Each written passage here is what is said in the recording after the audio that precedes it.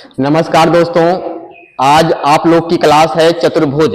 इसके पहले हम 2D फिगर में त्रिभुज को पढ़ा चुके थे और त्रिभुज पे लगभग प्रैक्टिस भी कर लिए हैं और जितना उसमें कंटेंट था लगभग त्रिभुज में सारे लिखा दिए हैं।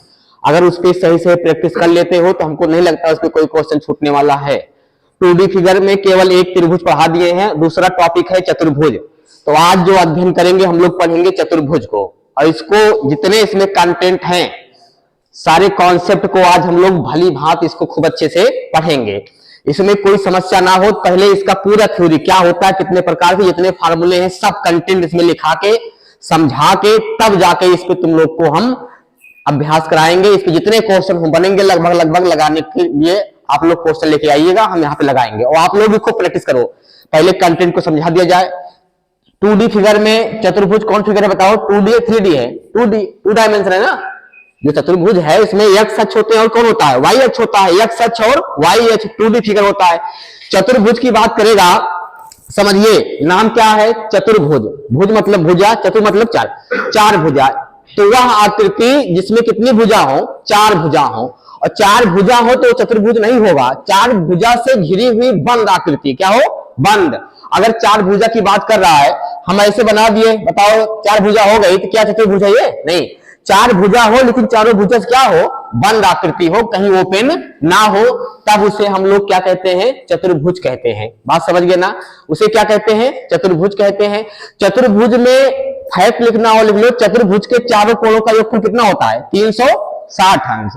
अगर लिखना हो तो एक फैक्ट यहाँ पे लिख लीजिए कि चतुर्भुज के चारों कोणों का योगफल कितना होता है? 360 अंश होता है। चतुर्भुज में चार शीर्ष होते हैं, चार कोण होते हैं, ऐसा फैक्ट लिखते रहो भाई, लिख लो। चतुर्भुज में चारों कोणों का योगफल कितना होता है? 360 अंश होता है। और चतुर्भुज में चार भुजाएं, चार शीर्ष ये होते हैं। अब हम लोग चतुर्भुज की बात करेंगे तो चतुर्भुज कितने प्रकार के होते हैं? अगर इसके टाइप की बात करेंगे, इसके प्रकार की बात करेंगे, चतुर्भुज कितने प्रकार के बताओ? चतुर्भुज जो होता है ये होते हैं 6 प्रकार के। हम लोग 6 प्रकार में यहां से क्वेश्चन आते हैं। पहला कौन पढ़ेंगे हम लोग? पहला हम लोग पढ़ेंगे वर्ग। क्या पढ़ेंगे? पहले हम लोग वर्ग का अध्ययन करेंगे। दूसरा हम लोग किसका अध्ययन करेंगे? ये भी वर्ग है तो भी चतुर्भुज है ना।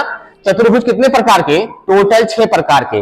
अगर बात आएगी चतुर्भुज कितने प्रकार का होता है, क्या बताओगे? 6 प्रकार का होता है।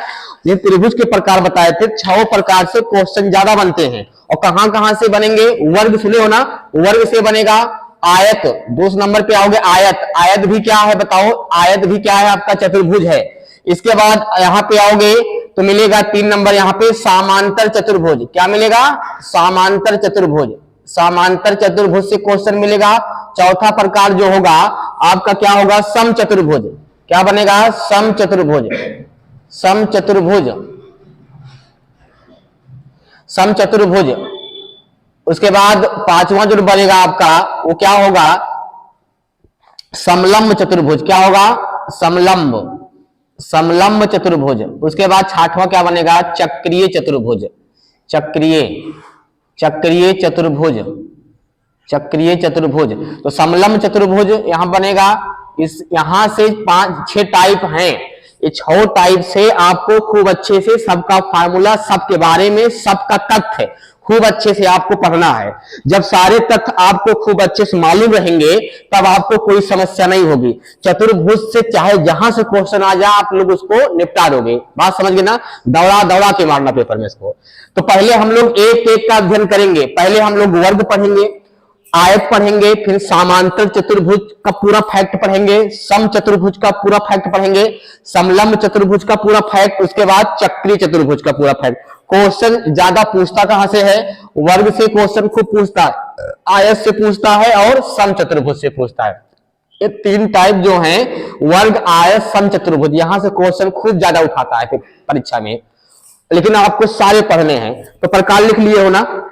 अब इसको मिटाते हैं। अब हम लोग पहले पढ़ेंगे वर्ग। क्या पढ़ेंगे? वर्ग पढ़ेंगे। त्रिभुज, चतुर्भुज कितने प्रकार के? 6 प्रकार के। कौन? वर्ग, आयत और समांतर चतुर्भुज, सम चतुर्भुज, समलंब चतुर्भुज और चक्रीय चतुर्भुज।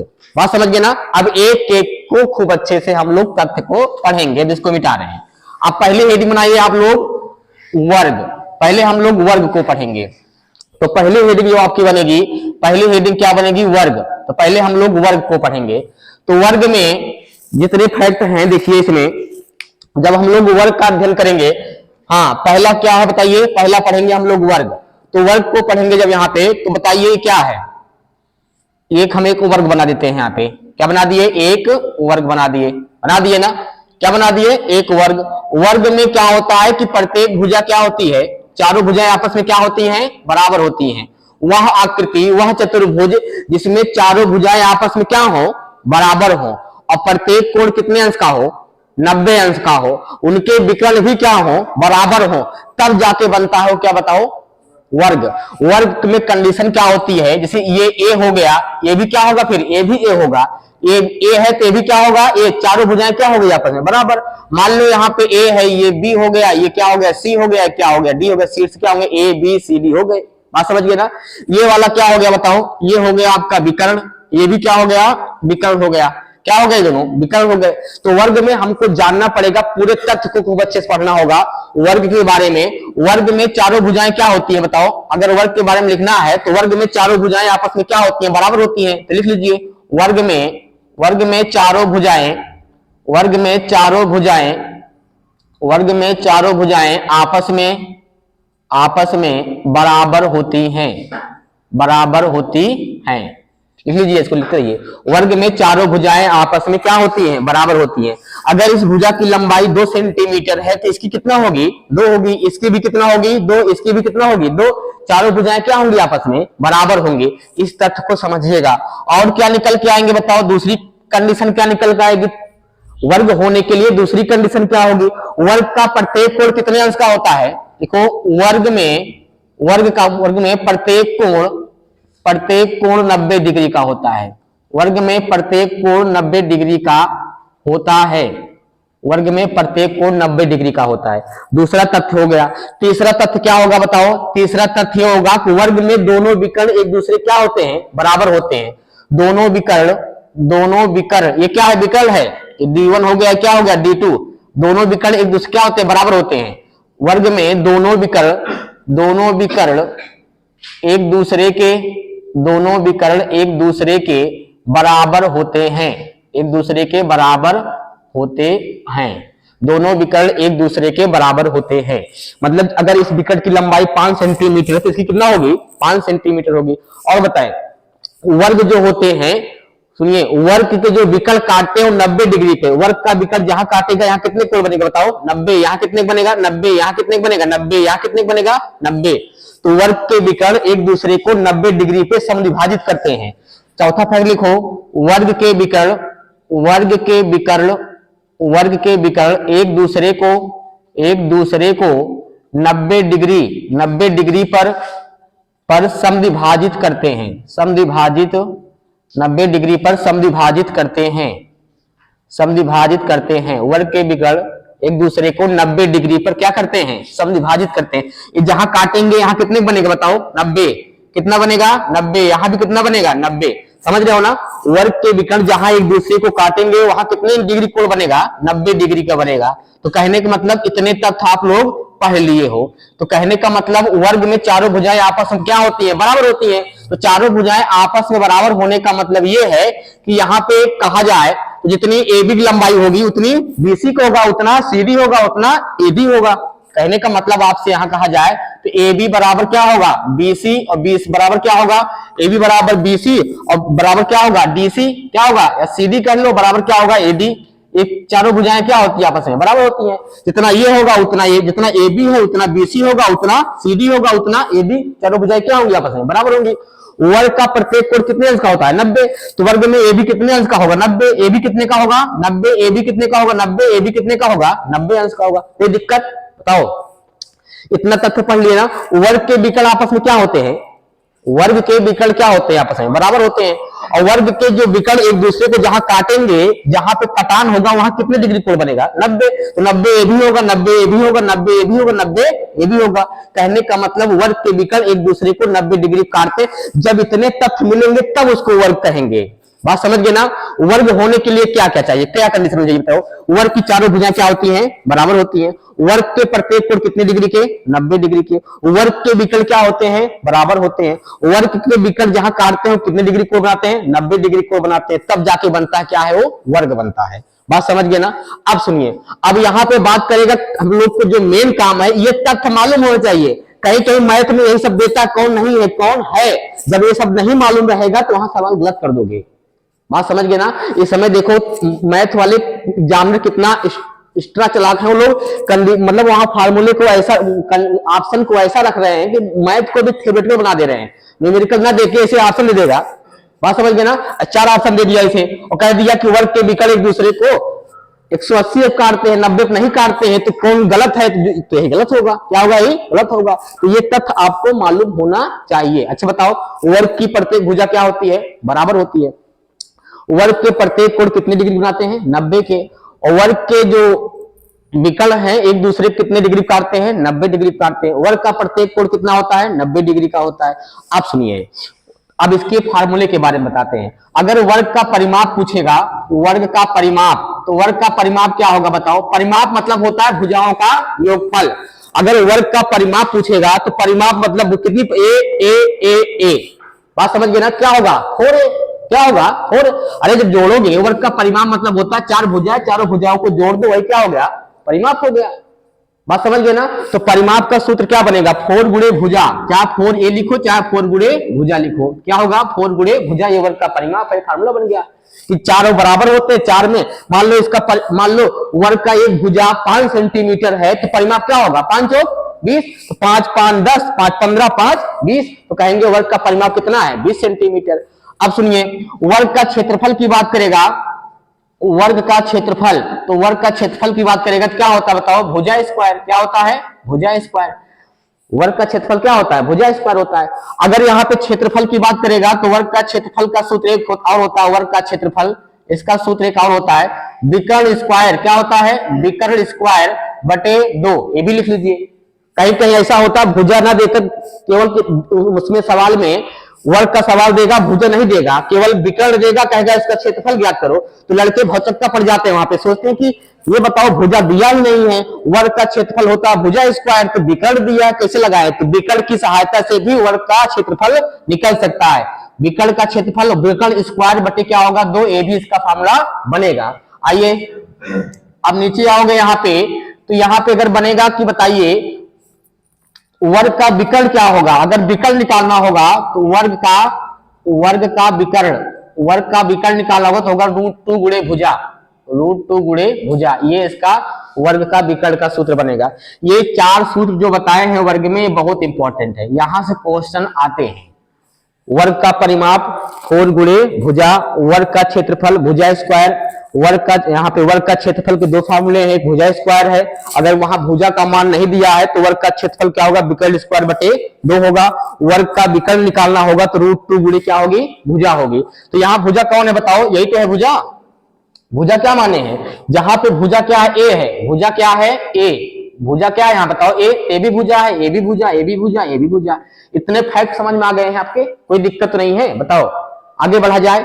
अब इसी बात आएगी वर्ग पे, अंतःवृत्त और परिवृत्त की बात करेगा कहीं पे। मान लो यहां से क्वेश्चन बनेंगे, उसके बाद इसी में पूछता है अंतःवृत्त और परिवृत्त। तो अंतःवृत्त पूछेगा, अंतःवृत्त, तो अंतःवृत्त जब पूछेगा तो अंतःवृत्त में क्या होगा बताओ, वृत्त वर्ग के अंदर रहेगा। बात समझ गए ना, कहां रहेगा, अंदर रहेगा। तो अंतःवृत्त की बात करेगा वहां पे, तो इसे मान लो ये चतुर्भुज है, क्या है ये, सॉरी ये वर्ग है, तो वर्ग के अंदर क्या बताओ, वर्ग के अंदर यहाँ पे एक वृत्त है, क्या है, वर्ग के अंदर एक वृत्त है। तो वर्ग के अंदर वृत्त, अंतःवृत्त, वृत्त कहाँ है, वर्ग के अंदर होगा। बात समझ गए ना, अंतःवृत्त मतलब वृत्त कहाँ होगा, वर्ग के अंदर होगा। तो यहाँ पे इसका जो फॉर्मूला बनेगा, तो यहां से लगाकर इसे क्या बोलते हैं बताओ, त्रिज्या बोलते हैं, इसे त्रिज्या बोलते हैं ना। तो यहां से लगाकर यहां तक त्रिज्या बोलेंगे। तो कोई अगर पूछेगा अंतः त्रिज्या का सूत्र बताइए, तो अंतः त्रिज्या का सूत्र क्या होगा बताओ, बोलिए। तो एक काम करो, अगर भुजा आपको मालूम है तो यहां से यहां देखा जाए, जैसे मान लो ये पूरी भुजा है, मान लो 5 सेंटीमीटर, कितना है 5, या मान लो 2-4 सेंटीमीटर है, तो अंतः त्रिज्या देखो आधा तक तो आ रहा है, जब इसके शीर्ष यहाँ टच कर रहे हैं, यहाँ टच कर रहे हैं, तो आधा जब आ रहा है तो भुजा का आधा ही होगा अंत त्रिज्या ना। समझिए बात को, अंतः त्रिज्या जो होगा यहां से यहां तक, तो ये जिसे मान लो पूरा कितना है 4 है, कितना है 4, तो यहां से यहां तक कितना होगा 2, यही होगा, क्योंकि त्रिज्या जब पूरा करेंगे तो व्यास होगा, और व्यास में पूरा जा रहा देखो, तो व्यास पूरा होगा तो व्यास का आधा क्या होता है त्रिज्या। तो मतलब हम लोग कह सकते हैं भुजा में अगर 2 से भाग करेंगे तो अंतः त्रिज्या निकल के आएगी। तो लिख लीजिए अंतः त्रिज्या का सूत्र होगा भुजा बटे 2, अंतः त्रिज्या लिख लीजिए अंतः त्रिज्या। इसी में एक मिलेगा बाह्य त्रिज्या, क्या मिलेगा बाह्य त्रिज्या मिलेगी। तो बाह्य त्रिज्या में लिखिए अंतः त्रिज्या या परित्रिज्या लिखो या बाह्य त्रिज्या लिखिए, परिवृत्त, अंतःवृत्त हो गया परिवृत्त, देखिए ये परिवृत्त।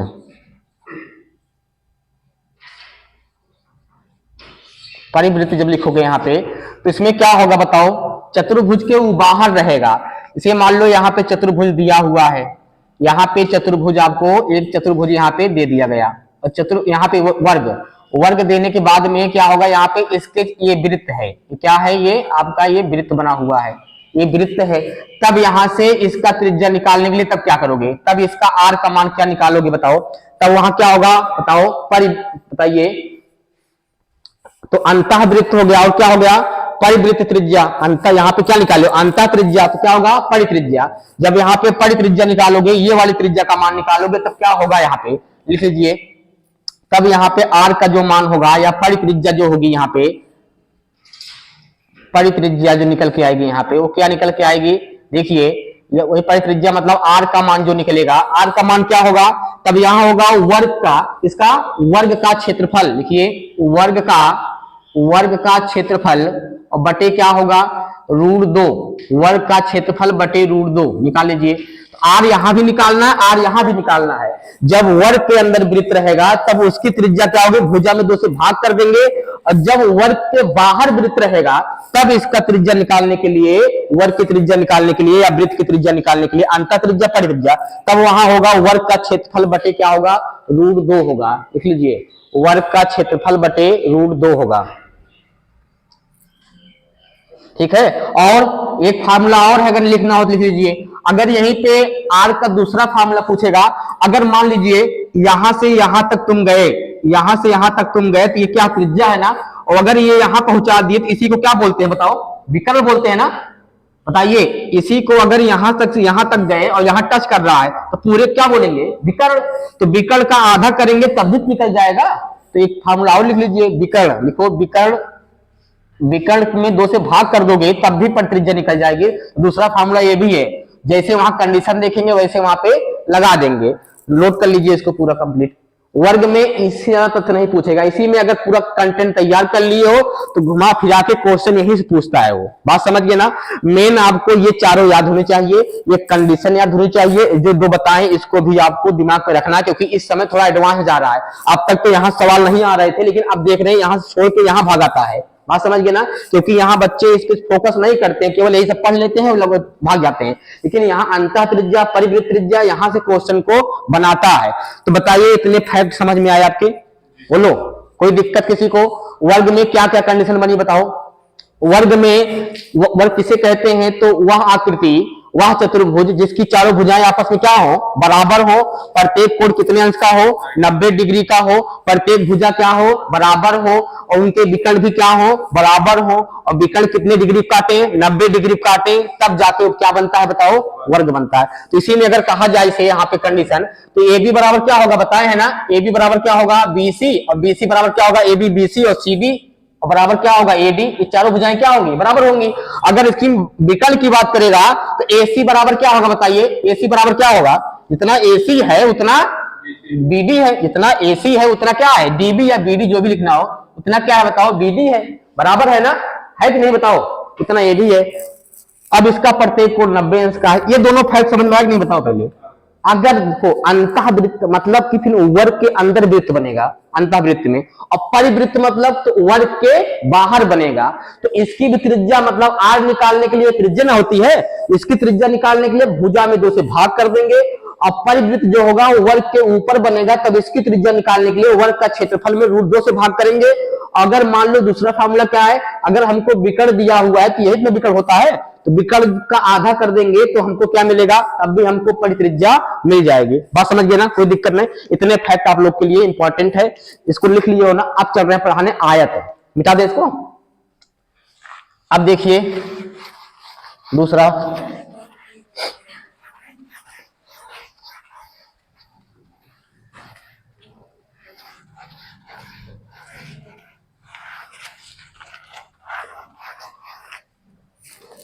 दूसरा लिखिए यहाँ पे, दूसरा चतुर्भुज का दूसरा टाइप क्या है, आयत। आयत को जब पढ़ेंगे तो आयत में क्या होता है बताओ। हमने वर्ग के सभी फैक्ट को पता लगा लिए, सभी फैक्ट को जान लिए, सभी फार्मूले को जान लिए, उससे संबंधित जितने फैक्ट बनते थे पूरे कॉन्सेप्ट को हमने जान लिया, कोई दिक्कत नहीं थी ना। अब जब यहाँ पे आयत की बात आएगी तो देखिए आयत क्या होता है बताओ, यही ना आयत। आयत देखिए, आयत में ये क्या बन गया बताओ, आयत बन गया ना।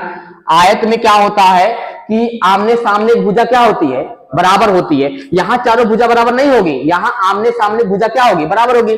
मान लीजिए सिर्फ यहाँ ए हो गया, ये वाला बी हो गया, ये सी हो गया, ये क्या हो गया, डी हो गया। बात समझ गए ना, ए बी सी डी हो गया। तो कहने का मतलब यहाँ पर ए बी क्या है बताओ, ए बी बराबर किसके है, डीसी के। और यहाँ पे ए बी बराबर डीसी के है। और एक बात और है, ए बी जो है समांतर है, ए बी समांतर किसके है, डीसी के। समांतर जानते हो ना, मतलब जितना ये है उतना ये भी है। समांतर रेखाएं एक दूसरे को कभी समविभाजित नहीं करती हैं। अगर वर्ग में कहा जाए क्या उसका युग्म समांतर होता है, हाँ होता है। वर्ग में दोनों भुजाएं समांतर नहीं होती हैं, मतलब जैसे वर्ग बनाए थे, जब जैसे वर्ग बनाए थे तो ये भुजाएं समांतर नहीं है, ये दो समांतर है आपस में। मतलब ये आगे बढ़ाया जाए पीछे बढ़ाया जाए कभी एक दूसरे को काटे ना, और उनके बीच की दूरी प्रत्येक स्थान पे क्या हो, बराबर हो, तब उसे समांतर कहते हैं। समांतर रेखाएं कौन होती हैं, ऐसी दो रेखाएं जो एक दूसरे को कभी प्रतिच्छेद न करें और उनके बीच की दूरी प्रत्येक स्थान पे क्या हो, बराबर हो, तब उसे समांतर रेखाएं कहते हैं। तो कहने का मतलब ए बी बराबर किसके है, डीसी के। अगर ये मान लीजिए अगर ये है तो ए बी कितना होगा, ये अगर ये 10 सेंटीमीटर है तो ए बी कितना होगा, 10 ना होगा। अब सुनिए, ए बी बराबर किसके है, डीसी के है। बताओ यहाँ एडी किसके बराबर होगा, एडी बताओ बीसी के। अगर एडी, तो एक बात और है कि यहाँ पर एडी जो है समांतर किसके होगा, बीसी के समांतर भी है। क्या समांतर नहीं, ये रेखा को आगे बढ़ा दो, इसको आगे बढ़ा दो, कहीं काटेगी, कहीं नहीं काटेगी ना, तो समांतर नहीं है। समांतर मतलब होता है, देखो ये जा रही रेखा तो एक रेखा और जा रही है, तो कहने का मतलब ये समांतर रेखाएं हैं। जितना ये जा रही है उतना ये भी जा रही है, कहीं कम ज्यादा नहीं होनी चाहिए, और कभी काटनी नहीं चाहिए, चाहे वो बहुत दूर अनंत निकल जाए, कोई लिमिट नहीं है उसकी, लेकिन कभी एक दूसरे को काटे ना, तब जाके बनता है वो समांतर रेखाएं।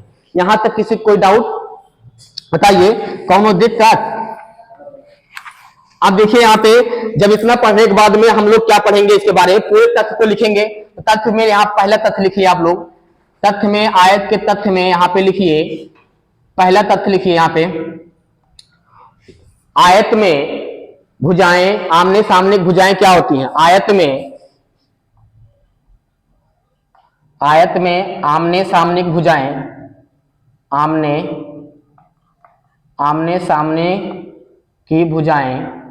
सामने की भुजाएं आपस में बराबर होती हैं, आपस में बराबर होती हैं। दूसरा फैक्ट लिखिए इसमें, आयत में आमने सामने भुजाएं आपस में क्या होती हैं, बराबर होती हैं। और लिखिए आमने सामने भुजाएं क्या होती है, बराबर होती हैं। तो यहीं पे हम लोग लिख सकते हैं इसको ना कि ए बी बराबर क्या होगा, डीसी, और समांतर भी होती हैं। और दूसरा फैक्ट लिखो यहाँ पे, ये लिखे हैं नीचे यहाँ पे, दूसरा फैक्ट लिखो, वर्ग में भुजाएं या दोनों युग्म आमने सामने भुजाएं क्या होती हैं, समांतर होती है, क्या होती है, हाँ, तो ये समांतर। दूसरा फैक्ट लिखिए यहाँ पे, वर्ग आयत का प्रत्येक कोण 90 डिग्री का होता है। लिखो आयत का प्रत्येक कोण 90 डिग्री, कितना, आयत का प्रत्येक कोण 90 डिग्री का होता है, आयत का प्रत्येक कोण 90 डिग्री का होता है। तीसरा फैक्ट लिखिए, या ए भी प्रत्येक कोण 90 डिग्री का होगा भैया, ए भी 90, ए भी कितना होगा 90, ए भी कितना होगा 90, ए भी कितना होगा 90। देखो वर्ग आयत में क्या समझे, इसकी वर्ग में प्रत्येक भुजा बराबर थी, यहाँ प्रत्येक भुजा बराबर नहीं, यहाँ आमने सामने भुजा बराबर है, मतलब जितना ये होगा उतना ये, जितना ये होगा उतना ये। अगर ये 10 है तो ये भी 10 होगा, अगर 5 है तो ये भी कितना होगा 5 होगा। यहाँ आमने सामने भुजा बराबर होती है। वर्ग का लिखिए, आयत का प्रत्येक विकर्ण एक दूसरे क्या होते हैं बराबर होते हैं। आयत के भी विकर्ण, आयत के विकर्ण, आयत के विकर्ण आपस में बराबर होते हैं, आपस में बराबर होते हैं, आपस में बराबर होते हैं। आयत के विकर्ण भी क्या होते हैं, आपस में बराबर होते हैं। इसका मतलब हम लोग अगर यहां से विकर्ण खींचते हैं यहां से, तो कहने का मतलब AC बराबर क्या होगा बताइए, AC बराबर क्या होगा BB, क्या होगा BD, AB बराबर क्या होगा यहाँ पर BD। ये विकर्ण आपस में क्या होंगे बराबर होंगे। बात समझ गए ना। कहने का तथ्य ये है कि आयत के विकर्ण भी एक दूसरे क्या होते हैं बराबर होते हैं। आयत के विकर्ण जहां पे काटते हैं क्या 90 डिग्री के होते हैं, नहीं होते हैं, लेकिन वर्ग के विकर्ण जहां काटते थे वो 90 डिग्री के होते थे, लेकिन ये नहीं होंगे। जहां काटेंगे यहाँ 90 बन रहा है नहीं, तो ये चीज को ध्यान रखिएगा, वहां 90 डिग्री होते थे यहाँ नहीं होंगे। चौथा फैक्ट है, आयत के विकर्ण एक दूसरे को 90 डिग्री पे समविभाजित नहीं करते हैं। लिख लीजिए, आयत के विकर्ण एक दूसरे को, आयत के विकर्ण एक दूसरे को 90 डिग्री पर समविभाजित, 90 डिग्री पर समविभाजित, 90 डिग्री पर समविभाजित नहीं करते हैं, 90 डिग्री पर समविभाजित नहीं करते हैं। इतने फैक्ट को आप लोग जान लिए ना, कोई दिक्कत नहीं है। ये यहाँ पे जो आयत होते हैं, यहाँ आयत में जो एक युग्म होता है, रेखाएं आपस में क्या होती हैं समांतर होती हैं। कहने का मतलब AB समांतर किसके है CD के, तो समांतर का प्रतीक यही है सिंबल, समांतर जहां होगा उसका सिंबल यही होता है। तो मतलब AB समांतर किसके है BC के, और यहाँ पर AD जो है समांतर किसके है BC के समांतर है। समझ गए ना, ये समांतर है, ये समांतर है, और विकर्ण आपस में क्या है बराबर है। प्रत्येक कोण कितनी डिग्री, 90, A 90, AB कितना होगा 90 होगा। इसके विकर्ण जहां काटेंगे वहां पे 90 डिग्री का कोण नहीं बनेगा, और वर्ग के विकर्ण में जहां एक दूसरे काटते थे वहां 90 डिग्री का कोण बनता था। यहां तक कोई डाउट नहीं है ना।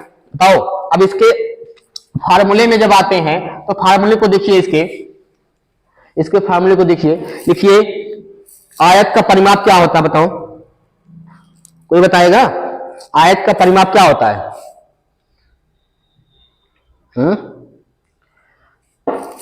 इसी को हम लोग क्या बोलते हैं लंबाई, क्या बोलते हैं लंबाई, और इसको क्या बोलते हैं चौड़ाई, क्या बोलते हैं चौड़ाई बोलते हैं। बात समझ गए, लंबाई चौड़ाई। अगर इसको L लिख लिए तो ये भी क्या होगा L, ये भी क्या होगा B, कोई दिक्कत, मतलब लंबाई दोनों अपन बराबर, चौड़ाई भी होती है, चाहे AB लिखो चाहे LB लिखो, कोई दिक्कत नहीं है। चाहे यहाँ LB लिखो चाहे AB लिखो, बात वही तो हुई। अगर यहाँ A होगा तो भी कितना होगा A, अगर ये B है तो भी कितना होगा B होगा। ये लंबाई हो गई, ये क्या हो गई चौड़ाई। तो आयत में लंबाई है, ये क्या है चौड़ाई है। तो यहाँ पे अगर परिमाप की बात करेगा, आयत की परिमाप की बात करेगा यहाँ पे, तो परिमाप का सूत्र क्या बनेगा बताइए। आयत का परिमाप बताओ, 2 होगा, ब्रैकेट में क्या होगा लंबाई प्लस चौड़ाई लिखो, लंबाई प्लस चौड़ाई। इसी को कई के संकेत में लिखना हो चाहे लिखो 2 ब्रैकेट में L प्लस B, लंबाई को S दिखाते हैं ना, चौड़ाई को B से, तो लंबाई को चौड़ाई लिख सकते हो, कोई दिक्कत नहीं है। यानी L मतलब ये लंबाई है, ये क्या है बताओ, ये लंबाई है, और ये क्या है ये चौड़ाई है, ये क्या है ये चौड़ाई है। तो परिमाप हो गया 2 ब्रैकेट में L प्लस B, या लंबाई प्लस चौड़ाई, कोई दिक्कत नहीं है ना। आगे देखो, अगर आयत का क्षेत्रफल पूछेगा, आयत का क्षेत्रफल, तो आयत का क्षेत्रफल का सूत्र क्या बनेगा बताइए। आयत का क्षेत्रफल क्या होगा बताओ, लंबाई गुणे चौड़ाई, लंबाई गुणे चौड़ाई क्या होगा, इसका सूत्र होगा L गुणे B, क्या होगा या करके लिख सकते हो यहाँ पे L गुणे B, इसका क्या होता है क्षेत्रफल होता है लंबाई गुणे चौड़ाई, कोई दिक्कत नहीं है ना। लंबाई और चौड़ाई गुणा कर दो, उसका क्षेत्रफल निकल जाएगा किसका आयत का। परिमाप और क्षेत्रफल में क्या है, परिमाप जो होता है भुजाओं का योगफल होता है, और जो क्षेत्रफल होता है पूरे का जितना एरिया घेरा है पूरे का क्षेत्रफल होता है। बात समझिए ना, कितना घेरा हुआ है तो उसको क्षेत्रफल बोलते हैं, और ये जो भुजक लंबाई होती है उसको परिमाप बोलते हैं, कोई दिक्कत। परिमाप मतलब होता है कोई भी आकृति हो, चाहे वो चतुर्भुज हो, चाहे पंचभुज हो, चाहे षष्ठभुज हो, कोई भी आकृति हो, अगर उसकी लंबाई को जोड़ के लिखते हो तो परिमाप होता है। और क्षेत्रफल वो होता है जो आकृति, कोई भी आकृति हो, चाहे वो घन हो, चाहे घनाभ हो, चाहे बेलन हो, चाहे शंख, मतलब कोई भी आकृति, चाहे वर्ग हो, चाहे आयत हो, चाहे बहुभुज हो, चाहे प्रिज्म हो, चाहे पिरामिड हो, कोई भी आकृति हो, जितना एरिया को घेरी हुई है उस एरिया को हम लोग क्षेत्रफल बोलते हैं। बात समझ गए ना। अगर वही 3D फिगर में क्या होता है, आयतन बोलते हैं, क्या आयतन बोलते हैं, और उसी में किसी एक पृष्ठ का लेंगे तब उसे पृष्ठीय क्षेत्रफल बोलते हैं। कोई दिक्कत? तो यहाँ पे आयत का क्षेत्रफल क्या होगा, लंबाई गुणे चौड़ाई। आयत का विकर्ण पूछेगा तो क्या होगा बताइए, आयत का विकर्ण, आयत का अगर विकर्ण पूछ लिया कि आयत का जो विकर्ण होता है इसका सूत्र क्या होगा, आयत का विकर्ण, तो आयत का विकर्ण जो होते हैं लिख लीजिए L square plus B square, इसी को हम लोग लिख सकते हैं लंबाई स्क्वायर, लंबाई स्क्वायर प्लस चौड़ाई स्क्वायर, लिख लीजिए लंबाई स्क्वायर प्लस चौड़ाई स्क्वायर, लंबाई स्क्वायर प्लस चौड़ाई स्क्वायर। अगर सांकेतिक रूप में लिखना है इसी को तो या करके 2 एल प्लस बी, या करके क्या होगा एल गुणे बी, या यहाँ सांकेतिक रूप में लिखना है तो रूप में क्या होगा L square plus B square. ये तीन फार्मूले ऐसे हैं, अगर इनको रख लेते हो दिमाग में तो यहाँ बनेंगे। और ज्यादा इंपॉर्टेंट इसमें देखिए, अब क्षेत्रफल परिमाप पे कम ध्यान देता है, किस पे ध्यान देगा, विकर्ण। देखो ये सब विकर्ण को पूछता है, बच्चे वहीं कंफ्यूज हो जाते हैं, कहते कहाँ लिखा होगा क्या नहीं, और रट्टा मारे परिमाप क्षेत्रफल, लेकिन नहीं, आयत के विकर्ण पे ज्यादा फोकस करिएगा आप लोग, क्योंकि अब एडवांस हो चुका है हर चीज। तो आयत का विकर्ण क्या होता है, लंबाई स्क्वायर प्लस चौड़ाई स्क्वायर। वर्ग पढ़ा दिए, आयत पढ़ा दिए, चतुर्भुज के दो टॉपिक आप लोग को पढ़ा दिए। यहां से किसी कोई डाउट बताइए, अगर डाउट हो एक बार फिर इसको दूर कर लें। आयत के बारे में किसी कोई डाउट नहीं है, बताओ आयत में क्या होता है, आमने सामने भुजाएं क्या होती हैं, बताओ बराबर होती हैं। प्रत्येक कोण कितना होता है, 90 डिग्री का होता है। आयत में आपस में रेखाएं क्या होती हैं, समांतर होती हैं। वर्ग में भी क्या होती हैं, समांतर होती है। वर्ग में प्रत्येक को 90 डिग्री, मतलब प्रत्येक विकर्ण 90 डिग्री काटते हैं, आयत में प्रत्येक विकर्ण 90 डिग्री पे नहीं काटते हैं। बात समझ गए ना। पूरे तथ्य को आप लोग लिख लीजिएगा, खूब अच्छे से इसको पढ़ लीजिएगा। अब इस पे जितने सवाल बनेंगे, वर्ग पे आयत पे जितने न्यूमेरिकल बनेंगे, कल इसको हम हल करवाएंगे, ठीक है। हाँ, इसको खूब अच्छे से पढ़ लीजिएगा। जय हिंद।